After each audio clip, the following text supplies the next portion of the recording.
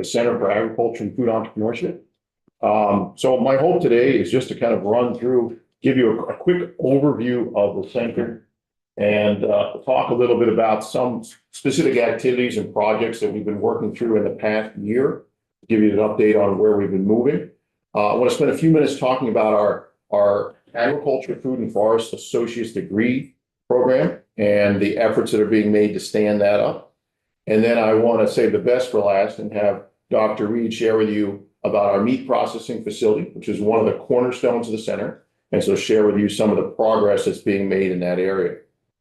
So for a little bit of background, the Center for Ag and Food Entrepreneurship, as we affectionately refer to as CAFE, is Vermont State University's gateway when it comes to all sorts of workforce programming. So this is in the areas of agriculture, in our food and food products, in our forests and forest products. And so there's really three buckets or areas of attention that the center engages in. The first is in trying to create immersive educational opportunities. So one is this associate's degree program, which I'll share a little bit more about. And the second pathway for that is through certificate trainings. And so these are trainings that are anywhere from a couple hours to a week long, immersed in a specific task, whether that's basic welding, whether it's how to make sausage, whether it's wetlands delineation or artificial insemination of dairy cattle, but focusing in on a specific topic, and then folks go through that and gain a certification. So those are sort of our two educational pathways.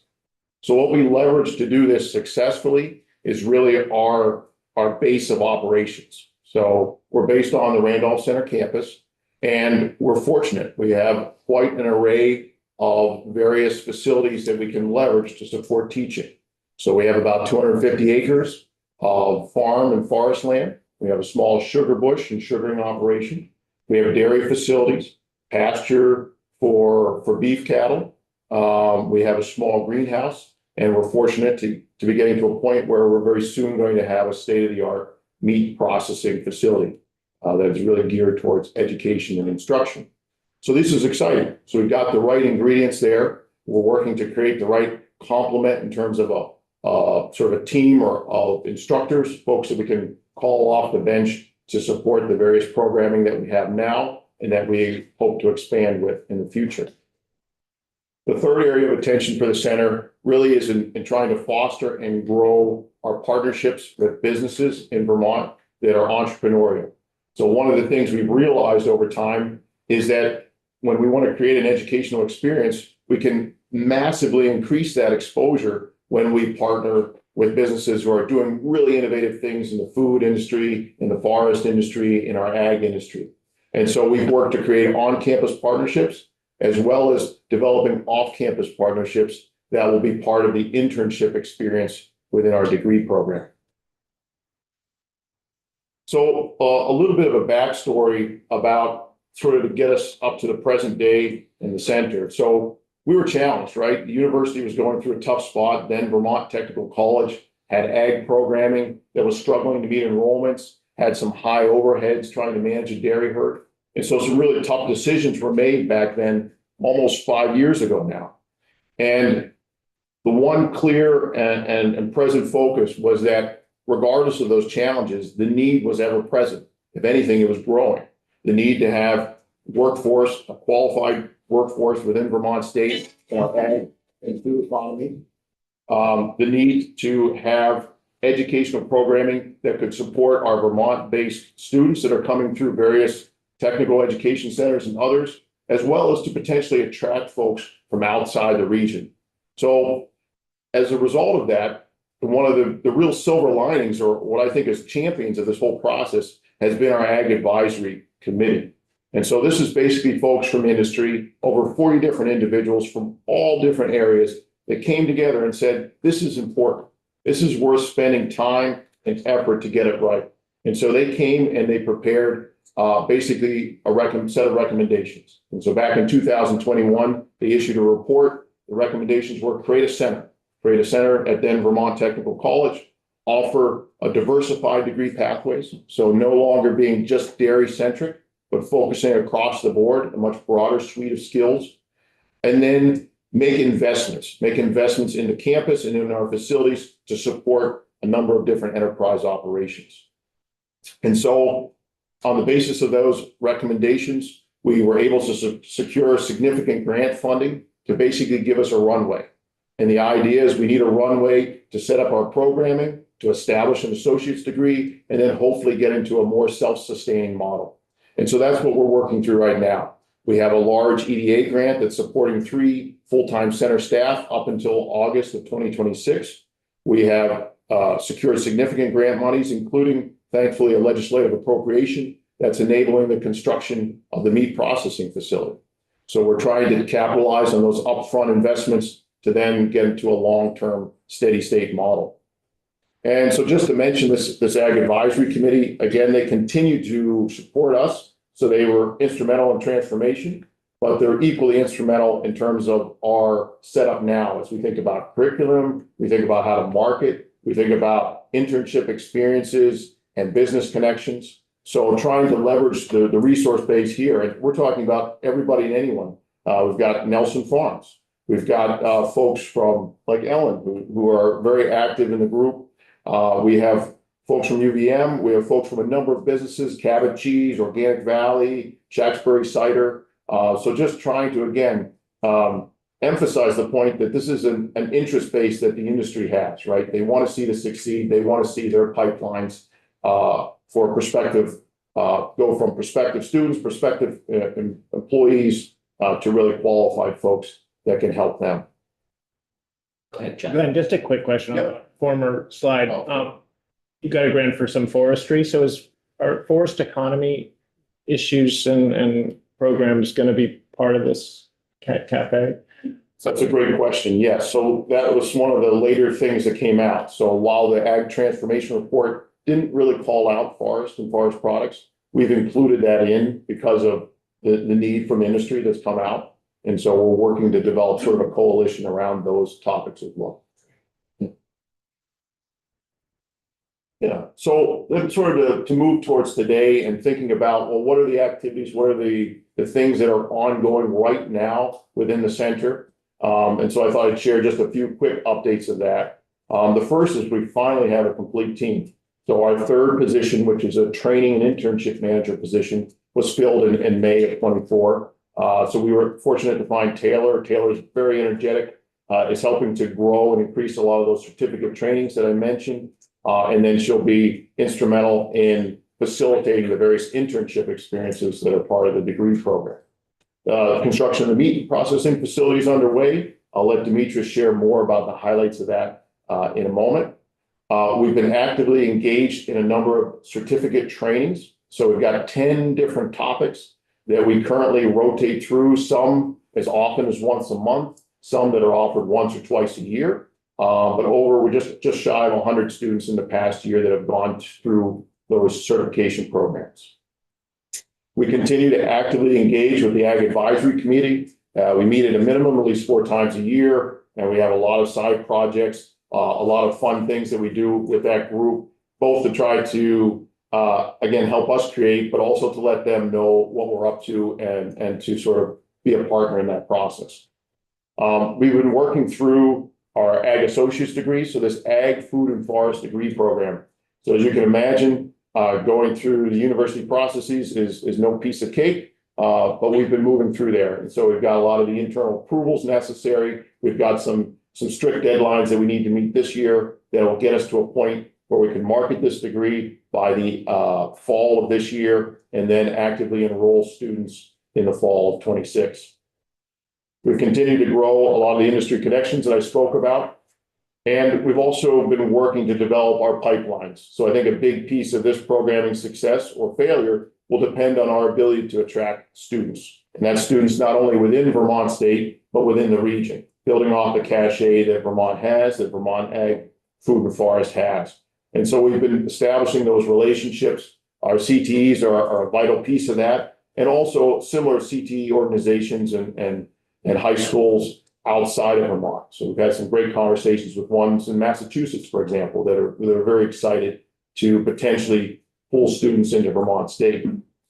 Working actively with Future Farmers of America, Vermont Youth Conservation Corps, 4-H, so many others And then also partnering, of course, with peer organizations. I think the Vermont Sustainable Job Fund, all of the things that are spelled out in the farm to plate in terms of the need, the urgency around food security and sustainability and the workforce need, all of that plays in really well to what we're trying to stand up in terms of our program. Representative Nelson. My son went back in decade ago. And he was in the 2+2 program. Mhm. Didn't want to continue on at UVM. Through the flexibility of Vermont Tech, was able to change his degree to diversified ag. Was able to go to Minor Institute, which was huge. Do you still have that flexibility, or will you still have that flexibility for your 4-year degree students that they'll be able to go to minor to get that more hands-on into, well, that was dairy for Gwen. Right. Yeah, no, Minor's a fantastic place to just, again, focus in on dairy specific. So what we will continue to do is we'll have our associate's degree, so it's strictly a 2-year program. And then unfortunately, the 2+2 program doesn't exist at this moment. At this moment. Right, but that's certainly something I would love to see reestablished in some way, shape, or form in the future. But we will have reciprocity agreements. So I've already talked with UVM, for example, about where we can build those bridges. There are students out there that would rather stay at VTC to get their 4-year degree, just so you understand. They don't necessarily want to go to Burlington, don't necessarily want to go to UVM. Yeah. They like more of the hands-on knowledge and individual, tailored that they can get at VTC. And I would encourage you to, your diversified ag program, Quinn is well-rounded. Yes. No, that's great to hear. And I think there's definitely an opportunity for it. I think where we're at right now is if we can show success in our 2-year model, then that opens up the door to create that 4-year degree program as well. But it's sort of like we have to prove ourselves right as we reestablish this. Let Nelson program. Farms know what they can do to help. Okay, thank you. Appreciate that. In the meat cutting world too, is not an issue. Yeah. Representative O'Brien. Just following up on Representative Nelson, do you foresee building relationships then with whether they're universities like Cornell or Sterling or UVM, but also like UVM Extension, so that there could be almost like an exchange program? Because certain schools do things well. You might do That's right. meat cutting really like nobody else, and Cornell may do great with some dairy. Yeah, well, I think that's a well-timed point. So actually, I had a great tour 2 weeks ago at the Miller Farm, which is a UVM there in Burlington. And so we were talking about that very thing, right? Sort of leveraging the resource base that we have, or even trying to, collaborate on some classwork. And so I think there's definitely an opportunity for it. And sort of it being a two-way street. Right. Yeah. Representative Boston. Yeah, I'm just wondering, I have a number of constituents that do early college classes through CCV when they're still in high school. And I'm just wondering how that will mesh. I mean, would it be an easy transfer of those if people were taking classes that were related in CCV? Or would they have to start over and it's two years self-contained just at your program? No, so it's a great question. So I think those would transfer in. Yep. So that's actually one of the many strategies to try to build that student Yeah. pipeline, right? Is to get some students who are interested enough to early enroll and then get a few of the credits that they need already. Yeah. And so some of the dual enrollment or early enrollment courses that are out there right now are still, I think one of the most popular is sort of logs to lumber. which is Okay. Of our forestry. Awesome, thank you. Okay, sure. So here's just a few snapshots from some of the certificate trainings that happened this past year. We had a poultry training, our basic welding training is very popular. Wetlands delineation, we had an organic certification training. But again, it's great to see folks pulled in. We're starting to do a better job in terms of our marketing and outreach. We're getting folks from the region as well as within the state. I think the last training had some folks from Rhode Island and other places. So it's nice to see that the word's getting out. And I think as we create a better marketing portfolio for what we're creating, as we continue to work with industry to develop certificate training topics, hopefully we'll see a growth in that area as well. So I want to mention briefly just some of the various activities that are happening at the farm site. So like I mentioned on the Randolph campus, we're fortunate we've got a nice land base that can support a lot of the programming.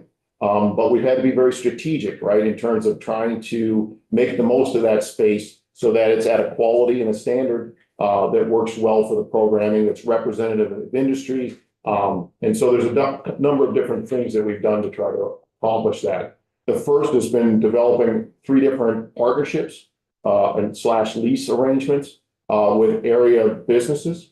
So what this does is their animals or their supporting activities on campus that enables us to continue to maintain those spaces at low to no cost and to have those things be part of future programming. So for example, we have Savello Farm. Their dairy cows are now housed on the Randolph campus, and they're doing a lot of the cropping on our cropland in and around campus. And so what this does is it's an arrangement. It allows us to use their animals, their staffing, making sure that they're holding things up to a certain standard, allows for the maintenance of some of the buildings.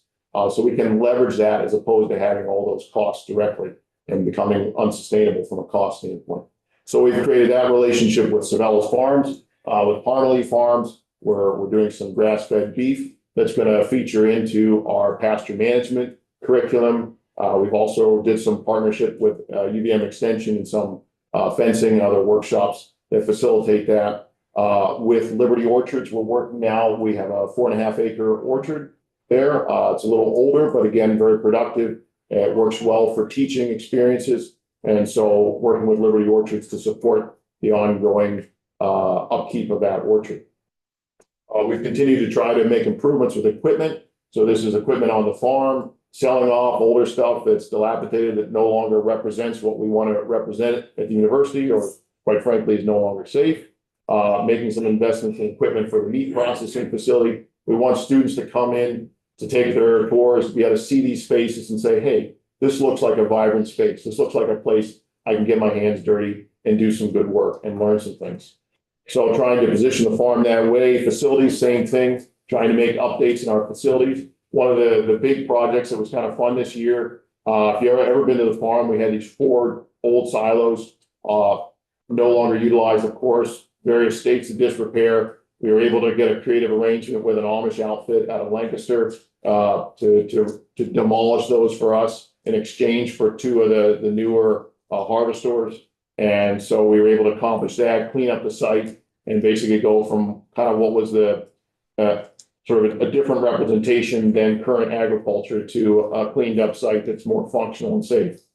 So I was excited to see that happen, and we'll keep chipping away at the repairs and needs in that space. I think one of the challenges that we do have, of course, is staffing. Probably something you hear a lot, but we're limited in terms of what we have in terms of staff support on farm. So we try to do as much as we can, and hopefully as we get more students and more activity on the farm, that will allow us to re-engage in terms of support. Representative Boston?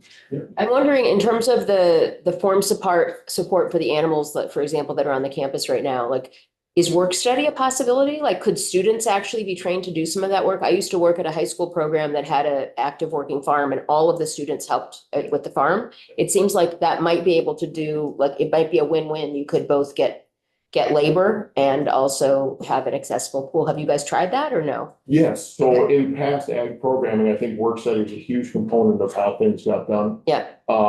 And right now, of course, as programming's paused, we Yeah. don't have that pool of students, at least in the sort of ag, your traditional sector, to do that. But I think going forward, that door is definitely wide open between work study and internships. Yeah, great.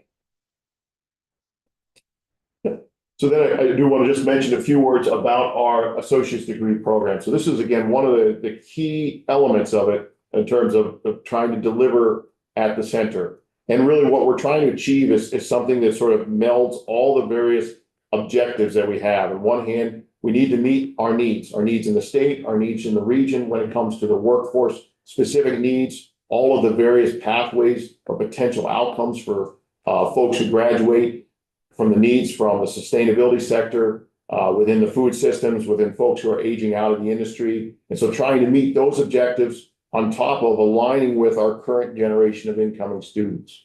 So we know for a fact that the students that are coming into our programming now, or our prospective students, aren't all farm kids. things have changed. We have folks that are coming in that have very generalized interests. They like to grow things, or they like to work with animals. And we need to cultivate those interests into work-ready skills. And so creating that environment that they feel that they can engage, that they can get their hands dirty, that they can feel like that's achievable for them is a big piece of this. And so as we work through both our digital marketing as well as our in-person marketing, it's creating that mentality that they can come in with those sort of limited experiences. And over the period of 2 years, we can cultivate generalized interests into a work-ready skill set. And then the last piece, of course, is aligning within the university. We need to show that we're doing some very quality instruction, something that's comparable that we can be proud of, something that's innovative. So for example, having the meat processing is a huge piece of creating innovation and uniqueness relative to our peers. And of course, ultimately being fiscally sound so we can keep the engines running. And the way we've envisioned this Ag, Food and Forest Associates degree program is very much in a funnel approach. As you might imagine, there's a lot of diversity in topics to be covered, particularly in a fairly short amount of time. And so the way this is positioned is we start out with students coming in, they get a broad exposure to a wide range of various topics in the ag, food, and forest areas. From that first year of exposure, students are mentored and they define a core area of interest, an area that they want to dig in deeper, right? And this is going to align probably with their workforce outcomes, right? And from that, we have a number of different potential internship experiences that the students can participate in, right? So if they're interested in, and they're determined that they're interested in dairy, well, we've got dairy-centric internship experiences. They're interested in forest products. Well, we've got forest product-specific internship experiences that can guide them through that. So through that process, the goal then is at the end of 2 years, we've got either work-ready graduates or folks who are saying, boy, this is really exciting. I want to take this to the next step. And then they continue on in other degree programs. Senator O'Brien? I just wondered. No, I'll get back to it. Sorry. Okay. Representative Lipsky. Glenn, thank you. 2 questions. One has to do with the key workforce development. In ag, there are a lot of migrant residents in Vermont working and beyond that are sort of the workforce backbone. Are there any opportunities for training some of these families that have children that are living here? Are there scholarship programs or any outreach to try to find access to the Randolph program? That's a great question. The short I mean, answer. they are in that workforce, Mhm. living at Lafayette, Right. I would guess. Yeah, I don't know. I mean, I think the short answer is there may be opportunities, and I'm not sure whether the opportunities come from engaging with that community directly or whether they come from engaging with the various employers. So saying, well, what can we do? What can we offer that would help them to grow? And the second point, down near the bottom of your funnel, focus for credit. I'm a member of an organization that's called the Professional Law and Contracts of Northeast. They're based in Maine and Vermont, but they have a training program in Maine where with industry sponsors, let's say John Deere, that bring and have considered bring equipment to Vermont to teach them to mechanize, whether it's cut to length, forwarding or harvesting, where they supply this equipment and some mentorship to a particular school in Maine and are interested in coming to Vermont. So I'd like to pass your name and program on to them. It may be 2026, but if that's really something to meet the 21st century workforce that's necessary, that could be a boost to that program. Absolutely, that sounds like a great contact, because that's sort of the next step. If they decide that they're interested in that area, they'd like to get more mechanized and just having access to that. I'd be appreciative if you could share my contact. It includes a CDL program too. Right, that's another piece. Senator Bosler? Yeah, just a quick question. I mean, looking at the students defined core areas of interest, what are the options? I mean, I'm assuming like dairy might be a focus. What other, like how many major subjects could they choose as a core area of interest? Boy, that's a great question. There's an infinite number of areas of interest, as we know. But are you gonna have a structured program? Like, oh, you're focusing on organic vegetables, or you're focusing on dairy, you're focusing on butchering? Like, what does that mean when it says core area? Or is it just individually, people are just making their own? Yeah, so I think it's sort of saying, okay, well, as an individual, what's really speaking to you in terms of what do you feel the most confident in? What are you the most passionate about? And that's with really careful mentorship. And this is another area where they're being mentored internally, but also externally. So they'll have industry mentors as well. So you're not necessarily gonna have like a focus area that you would identify. It's more just each person is developing their own path within whatever is available. Right, and this is what we're seeing more. It's sort of like the à la carte thing, right? It's customized. So after they've gotten the broad base of exposure, Yeah, then they're able to drill down and say, well, this was really jumping out at me. And from that, then it's on us to structure Yeah. that experience. And I think that a huge piece of that is the internship experience. Yeah. And so there's multiple internship experiences that would be at the later stage of this degree program. And that really helps solidify those. so people will then be kind of marketing their own degree. So like, oh, I went and studied and my focus was on organic vegetables, and somebody else would be, I focused on dairy, but it's not that that's the degree name. It's just that they would be describing then what their experience was through the package they came up with. That's correct. So they're not getting a concentration. Okay, okay. I was wondering, then how far sort of up the supply chain you go, and like, the Working Lands Initiative here. So if you want to start, we had Myers in yesterday, this food trucking company. If you want to start a food trucking company, if you want to, work for Sustainable Jobs Fund, is that the sort of thing that you could create your own, or you'll support that sort of study? Yeah, so I think that's where one of the big strengths that we have is just how many industry partners are potential sites for internships. And I haven't had a single conversation yet where they said no. They've always been, yes, yeah, if anybody can send my way, I'd love to have that. So I think that's one of the huge strengths of this program, is that if students have those types of interests, or they're really interested in being entrepreneurial, they want to do their own business. So they want to intern with places that have done that have started from scratch and are being successful. So I think that's where we can, we have a number of different potential internship sites already, but we can always go out and find other ones tailored to the specific interest. So if they're interested in the trucking component, or they're interested in some nuance, because as we know, ag, food, and forest is huge, right? There's anything and everything from financial lending to sort of the hands-on components within a farming operation. So. All right, I want to be sure that we Yeah. give everybody, including Dr. Reed, a chance to.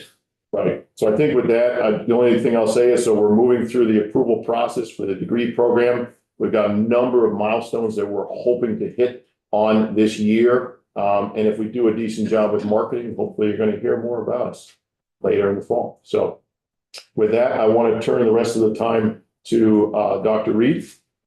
Have a chance to share a little bit of what he provided, and share some really exciting updates with the meat processing facility on the Randolph campus. Thank you, Glenn. Sure.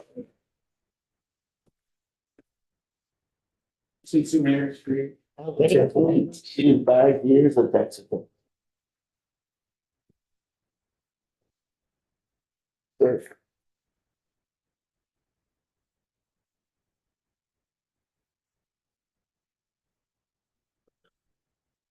So last time I met some of you in this group, we were working on getting our design up for the new build.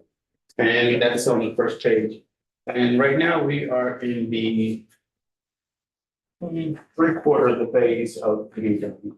I also brought something leave a good taste in your mouth.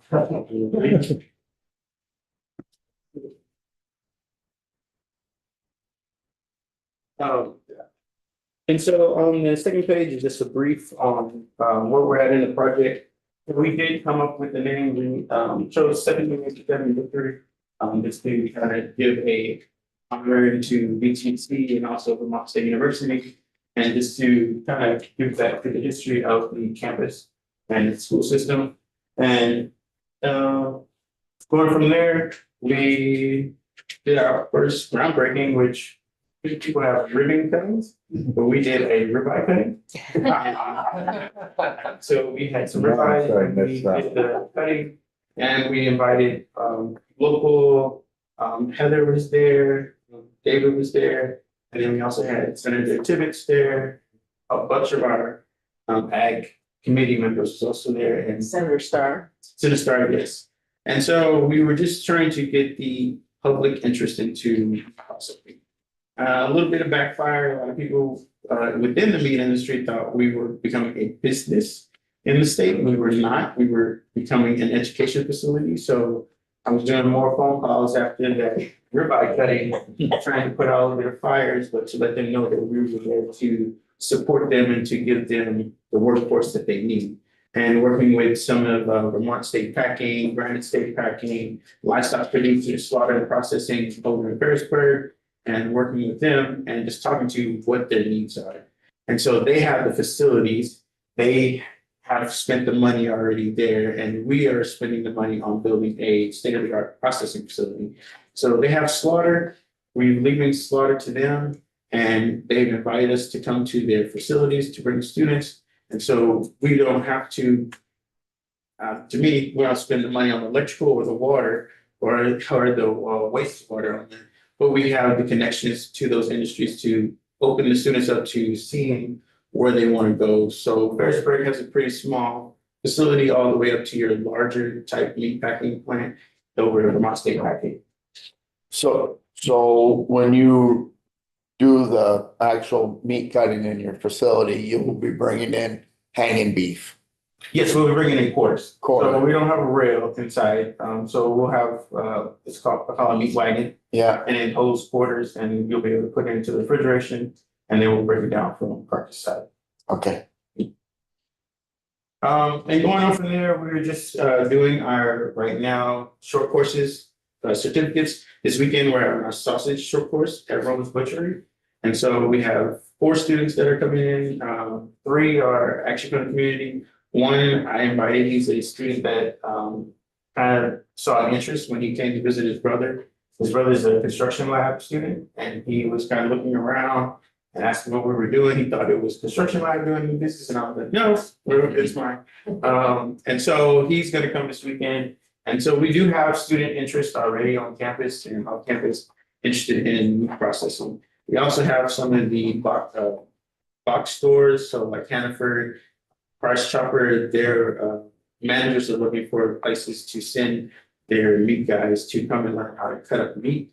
Not just from the box, but from carcass side wise, just in case there is availability to start buying carcasses again from some of these producers and processing plants that are already in the state. And so we won't be seeing box beef coming from Nebraska. You'll be getting Vermont State beef that is raised here, slaughtered here, and processed here. Going on to that, our stakeholders is still Vermont State University, the Agency of Ag, legislation, and then most importantly, the meat packing industry, and just working with those types of customers. That's how I see them as their customers. Getting to understand what they really need. With Ferrisburg, it is the processing side of it can process 10 beef a day. They can slaughter up to 30 beef a day. Right now, they're doing maybe 1/8 of that in capacity. And so trying to beef up their processing, their slaughter side to get them at full running potential. Like I was telling Glenn earlier, their youngest worker is 30 years old and their oldest is 72. And so they are looking at trying to get a younger workforce into the building.